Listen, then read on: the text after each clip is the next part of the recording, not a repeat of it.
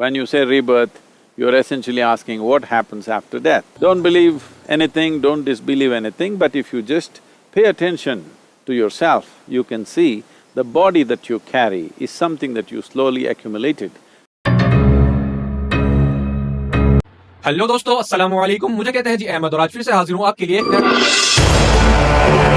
Topic लेकर। सो आज की वीडियो का टॉपिक है द कॉन्सेप्ट ऑफ रीबर्थ इन इस्लाम, जो कि ऑलरेडी आपको वीडियो के थंबनेल से पता चल गया होगा। तो चलिए शुरू करते हैं। गाइस, पिछली वीडियो में हमने एक कॉन्सेप्ट जो आजकल बहुत फेमस है कि इंसान बार बार जन्म लेकर धरती पर आता है, कभी किसी चीज के रूप में तो कभी किसी और चीज के रूप में, जैसे इंसान, बंदर, बिल्ली, घोड़ा एटसेट्रा। इसके बारे में बात की थी और हमने ये समझा था कि ये बिल्कुल ही मनगढ़ंत है, फैब्रिकेटेड है और सनातन धर्म में इसे वैदिक पीरियड के बाद डेवलप किया गया है। और हमने ये जाना था कि असल में हिंदू धर्म ग्रंथों में भी जो सबसे ऑथेंटिक धर्म ग्रंथ है हिंदुइज्म के, जैसे वेदास, उनमें भी एक आखिरी जिंदगी के बारे में ही बात की गई है, जिसको मुसलमानों में आखिरत की जिंदगी कहा जाता है ऑन अ जनरल बेसिस। और अब इसी चीज को हम वेदास के रेफरेंस से प्रूव करेंगे। तो सबसे पहले स्टार्ट करते हैं ऋग्वेद बुक 10 हिम्न 15 वर्स 4। अजन्मे भाग को तू अपनी छाती से खा ले, अपनी ज्वाला से उसे भस्म कर दे। हे जातवेद, तूने जो उत्तम अंग उसे दिए हैं उनके द्वारा उसे पुण्य के लोक में ले जा। संस्कृत शब्द सुकृतमु लोकम का अर्थ पुण्यात्मा या पुण्यलोक है, जो परलोक की ओर संकेत करता है। अब यहां से ये तो क्लियर हो गया कि मरने के बाद एक ही बार जिंदा होंगे, लेकिन अब सवाल ये पैदा होता है कि उस जिंदगी का करेंगे क्या, क्योंकि हमसे तो यही नहीं समझ रही। तो अगली जिंदगी में होगा ये कि जो कर्म हमने इस जिंदगी में किए हैं, चाहे अच्छे कर्म किए हैं या बुरे किए हैं, उनका मिलेगा रिजल्ट। जिसने अच्छे किए होंगे उसको रिजल्ट अच्छा मिलेगा और जिसने बुरे किए होंगे उसको रिजल्ट बुरा मिलेगा। जिसको रिजल्ट बुरा मिलेगा वो जाएगा नरक यानी जहन्नुम में, और जिसको अच्छा रिजल्ट मिलेगा वो जाएगा जन्नत यानी स्वर्ग में। और इनफैक्ट नरक और स्वर्ग दोनों का डिस्क्रिप्शन वेदास में बहुत ही डिटेल में दिया गया है, जिसका रेफरेंस मैं यहां पर दूंगा, लेकिन मैं उसे बहुत शॉर्ट में बताऊंगा क्योंकि वो रेफरेंस बहुत बड़ा है। अगर तुम्हें पूरा पढ़ना है तो डिस्क्रिप्शन में लिख दूंगा, वहां से पढ़ लेना। Okay, so the first reference of Vedas is उदार अग्नि दिव्य उन्हें अपनी तीव्र जलन और आग की लपटों की तरह तेज जबड़ों से भस्म कर देती है, जो परम पूजनीय, बुद्धिमान भगवान की आज्ञाओं और गंभीर कानूनों की अवहेलना करते हैं।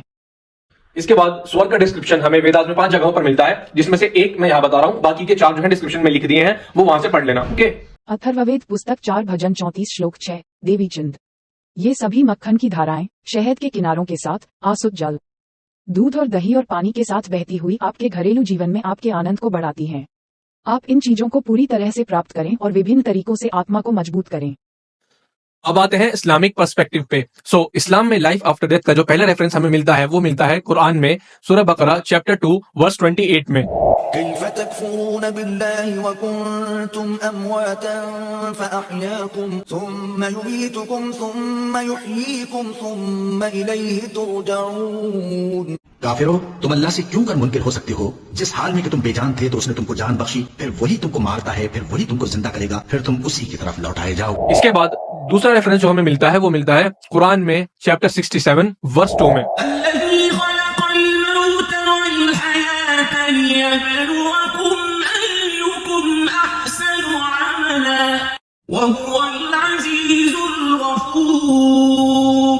वो कि जिसके हाथ में बादशाही है, बड़ी बरकत वाला है और वो हर चीज पर कादिर है।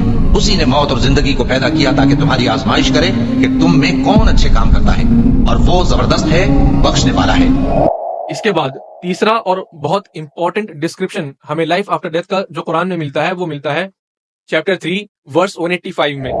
कुल्लु नफ्सिन ज़ाइक़तुल मौत व इन्नमा तुवफ़्फ़ौना उजूरकुम यौमल क़ियामह फमन ज़ुहज़िहा अनिन नारि व उदख़िलल जन्नत फक़द फ़ाज़ वमल हयातुद दुनिया इल्ला मताउल गुरूर। हर शख्स को मौत का मजा चखना है और तुमको क़यामत के दिन तुम्हारे अमाल का पूरा पूरा बदला दिया जाएगा। तो जो शख्स दोज़ख से दूर रखा गया और बहिश्त में दाखिल किया गया, वो मुराद को पहुंच गया। और दुनिया की जिंदगी तो धोखे का सामान है। ए अहले ईमान, तुम्हारे मालो जान में तुम्हारी आजमाइश जरूर की जाएगी, और तुम अहले किताब से और उन लोगों से जो मुशरिक हैं बहुत सी ईज़ा की बातें सुनोगे। तो अगर सब्र और परहेजगारी करते रहोगे तो ये बड़ी हिम्मत के काम है। अब बात रह जाती है जन्नत और जहन्नम की। जन्नत का डिस्क्रिप्शन कुरान में बहुत ज्यादा डिटेल के साथ 17 जगहों पर बताया गया है। इसको समराइज करके बताऊं तो कुछ इस तरह होता है कि जन्नत यानी जन्नत हमेशा के लिए खुशियों से भरी हुई जगह है। जन्नत का मतलब अरबी में बाग है। कुरान में जन्नत को बड़ी तफसील से बयान किया गया है। ऐसे बागात जिनके नीचे नहरें बहती हैं, की नहरें हैं जिनका जायका हमेशा बदलता रहता है और खालिस शहद की नहरें भी हैं। जन्नत में हर किस्म के फल दस्तयाब हैं। जन्नत में ना थकावट होगी और ना ही कोई फजूल गुफ्तगू। अब बचता है जहन्नम। जहन्नम का डिस्क्रिप्शन भी कुरान में बहुत ज्यादा डिटेल के साथ 5 जगहों पर बताया गया है। इसको समराइज करके बताऊं तो कुछ इस तरह होता है कि जहन्नम एक अजियत की जगह है जहाँ बदकिरदारों को सबसे ज्यादा खौफनाक तकलीफ होती है जब वो जहन्नम की आग में जलते हैं। एक ऐसी आग जिसका ईंधन इंसान और पत्थर है। मजीद बरा कुरान कहता है कि जहन्नमीयों को जितनी बार उनकी खालें जलाई जाएंगी इन्हें नई खालें दी जाएंगी ताकि इन्हें तकलीफ न हो। जहन्नम को कुरान मजीद की मुतअद्दिद आयात में बयान किया गया है। अब रही बात पिछली वीडियो में जो हमने क्लेम किया था कि हिंदुइज्म में जो ये बात फैली हुई है कि इंसान बार बार जन्म लेता है और इंसानों के बीच में जो भी डिफरेंसेस परेशानियां होती हैं वो उनके पिछले जन्म के कर्मों की वजह से होती हैं।